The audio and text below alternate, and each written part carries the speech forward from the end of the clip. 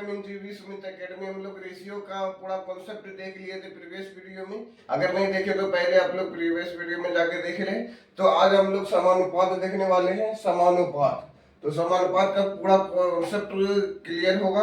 अगर ये आप लास्ट तक देखते तो सारा कंफ्यूजन दूर हो जाएगा। और आज कॉन्सेप्ट से रिलेटेड एसएससी सीजीएल मेंस यानी सभी एग्जाम का मोस्ट इंपोर्टेंट सब क्वेश्चन लेने वाले हैं। और आरएसआर वाले का भी बुक का सोल्यूशन करवाएंगे नेक्स्ट टाइम से, नेक्स्ट क्लास है। तो आज समानुपात का बेसिक क्लियर कंसेप्ट कर लेते हैं। चलिए देखते हैं। चलिए आज का मोटिवेशनल क्यूट देख लेते हैं। क्या बोला जा रहा है मोटिवेशनल क्यूट में?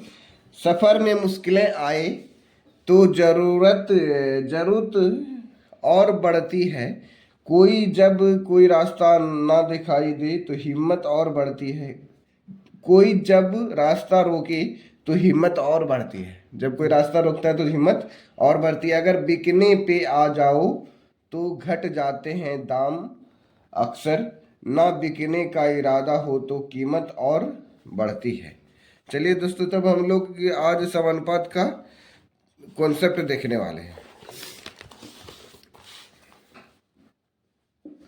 समानुपात,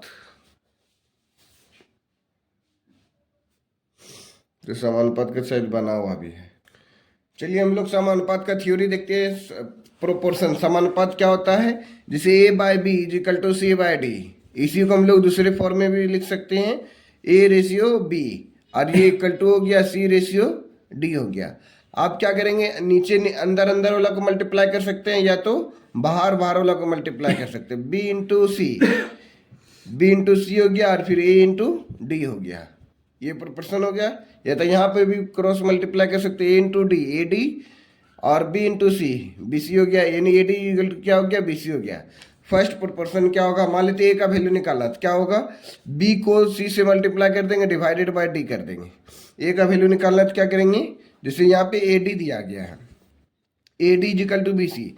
आप फर्स्ट प्रोपोर्शन यानी ए का वैल्यू निकालना तो क्या करेंगे, बी सी है ये, डी को नीचे ला देंगे। ये फर्स्ट प्रोपोर्शन निकल गया। सेकंड प्रोपोर्शन निकालने के लिए बी मान लेते हैं, बी यहाँ पे है। क्या अभी हम लोग पढ़ लिए, क्या पढ़े, ए डी इक्वल टू क्या होता है, बी सी होता है। तो यहाँ पे सारा चीज लिखा हुआ, वही चीज हमको लिखना पड़ेगा। फर्स्ट प्रोपोर्शन हो गया ए का वैल्यू, और सेकंड प्रोपोर्शन किसको बोलते हैं, बी का वैल्यू। बी का वैल्यू निकालने के लिए क्या करना पड़ेगा, ए डी पहले से है, ए डी पहले से है, और यहाँ पे बी को क्या करेंगे, सॉरी सी से डिवाइड कर देंगे तो बी का वैल्यू निकल जाएगा। थर्ड प्रोपोर्शन सी को बोलते हैं। सी का वैल्यू निकालना है, मान लेते हैं ये सी का वैल्यू निकालना, तो कैसे निकालेंगे, ए डी बटर बी हो जाएगा। फोर्थ प्रोपोर्शन निकालना है तो क्या हो जाएगा, बी सी बटर ए हो जाएगा। बी सी बटे क्या हो जाएगा, ए हो जाएगा। ये डी फोर्थ प्रोपोर्शन निकल गया। अब कंटिन्यूड प्रोपोर्शन किसको बोलते हैं, ये सतत समानुपात। ए अनुपात बी रेशियो बी अनुपात सी, यानी बी लगातार 2 बार आएगा। क्या आएगा, जैसे ए अनुपात बी समानुपात बी अनुपात सी, यानी बी को बी से मल्टीप्लाई कर देंगे तो क्या हो जाएगा, बी स्क्वायर हो जाएगा। फिर बाहर बाहर को मल्टीप्लाई करेंगे, ए इंटू सी हो गया, ए सी, तो B square equal to A C. B का वैल्यू निकालना पड़ेगा तो रूट अंडर ए सी हो जाएगा। बी का वैल्यू ए सी हो गया। मान लेते हैं अब इसमें बोला जाएगा कंटिन्यूड प्रोपोर्शन में फर्स्ट प्रोपोर्शन निकालिए, तो क्या होगा, तो कंटिन्यूड प्रोपोर्शन में फर्स्ट प्रोपोर्शन निकालना, यानी B square equal to A सी है, तो हमको फर्स्ट प्रोपोर्शन मतलब ए का वैल्यू निकालना, फर्स्ट प्रोपोर्शन निकालना, फर्स्ट प्रोपोर्शन, तो क्या हो जाएगा, ए का वैल्यू बी स्क्वायर बाय सी हो जाएगा। सेकेंड प्रोपोर्शन बोला जाएगा, सेकेंड प्रोपोर्शन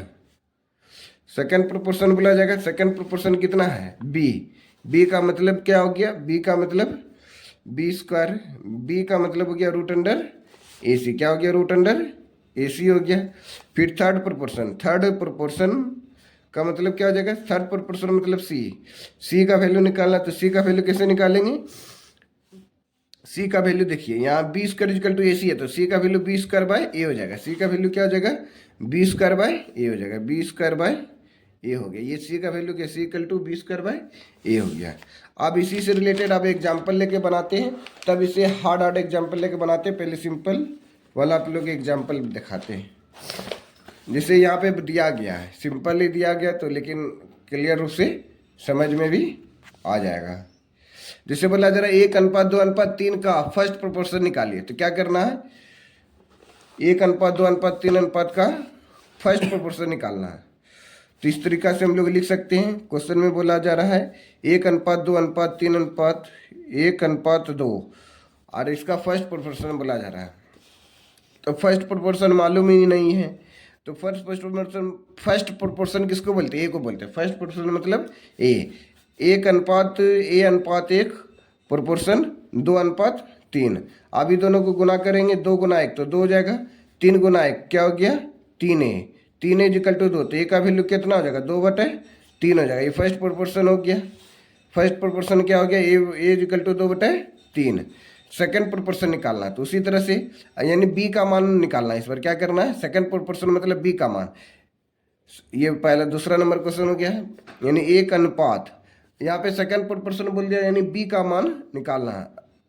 समानुपात सी का वैल्यू कितना हो गया? 2 और डी का वैल्यू कितना हो गया? 3। तो 1:b समानुपात 2:3। तो सेकंड वैल्यू b × 2, तो 2b = 3:1, तो 3 हो गया। फिर b का वैल्यू निकालना, क्या हो जाएगा? 3/2 हो जाएगा। b का वैल्यू क्या हो गया? 3/2 हो गया।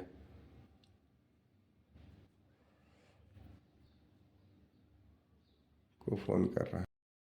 हेलो दोस्तों, वेलकम जीबी सुमित अकेडमी। हम लोग समानुपात का कॉन्सेप्ट पढ़ रहे थे, लेकिन पीछे कट गया था, तो चलिए उसी सेशन को हम लोग थोड़ा कंटिन्यू करते हैं और मज़ेदार तरीका से हम लोग पहले सेशन को आगे बढ़ाते हैं। चलिए समानुपात पहले उसको कंप्लीट कर लेते हैं। थ्योरी, पूरा थ्योरी समानुपात का बेसिक टू एडवांस लेवल देखते हैं। चलिए लेट्स गो।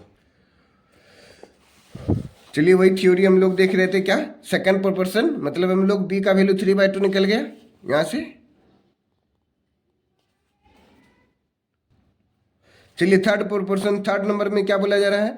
1, 2, 3 का थर्ड प्रोपोर्शन निकालना, यानी 1:2 समानुपात बी का वैल्यू कितना दिया है? 3।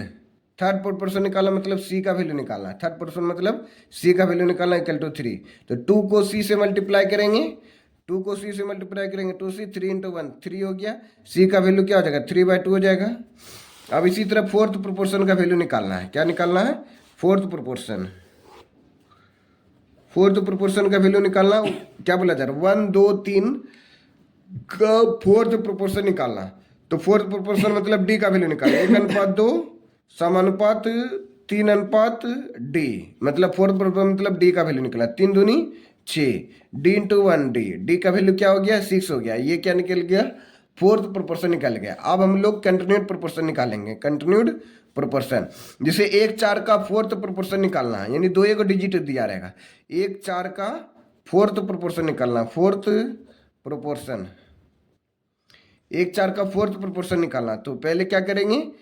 1/4 का फोर्थ प्रोपोर्शन निकालना है, यानी जब भी फोर्थ प्रोपोर्शन बोला जाएगा तो x समानुपात x:1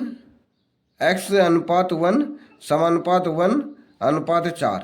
इसका मतलब क्या हो गया? 1 को 2 बार लिखना, 1 का 2 बार लिखना, डिवाइड बाय 4 कर देना है। x = क्या आ जाएगा? 1 × 1 1 हो गया, और 4 × x 4x हो गया। x का वैल्यू क्या हो जाएगा? 1/4। तो ये फोर्थ प्रोपोर्शन निकल गया। x का वैल्यू क्या निकल गया? 1/4 का फोर्थ प्रोपोर्शन बोला जाएगा। तो 1 को 2 बार रिपीट करना, 1 को क्या कर देना है? 2 बार रिपीट, यानी 1/4 का फोर्थ प्रोपोर्शन निकालना है। x = 1 समानुपात 1 और अनुपात 4। तो 1 × 1 1 हो गया, 4 × x 4x हो गया, x = 1/4 हो गया। ये आंसर हो गया। उसी तरह से 1/4 का, अब सेकंड क्वेश्चन में 1/4 का मध्य अनुपात निकाले। 1/4 का मध्य अनुपात, यानी मीन प्रोपोर्शन निकालना है, ये कंटिन्यूड प्रोपोर्शन निकाले।